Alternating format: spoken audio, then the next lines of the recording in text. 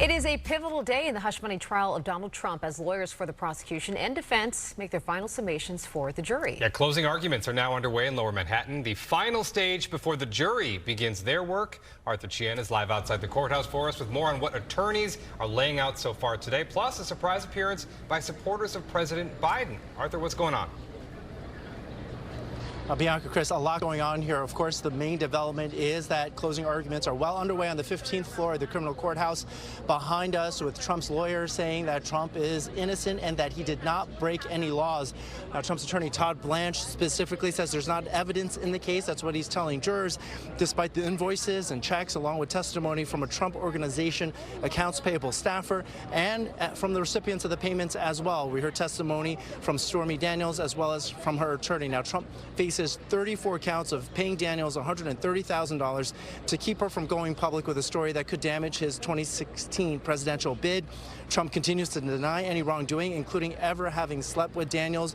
Right before entering the courtroom a couple of hours ago, Trump once again repeated claims that the trial is rigged by President Biden. They should have brought this case 7 years ago, not in the middle of my presidential election, where I'm leading by a lot, Biden by a lot. They brought it right in the middle of the election.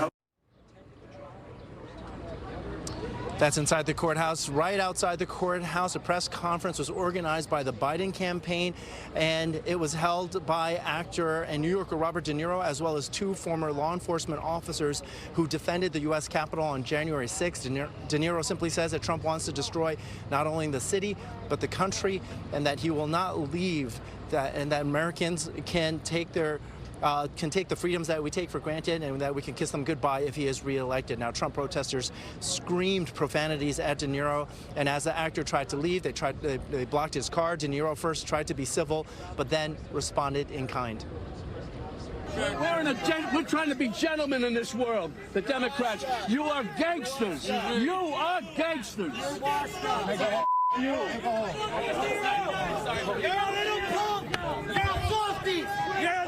Watch your back.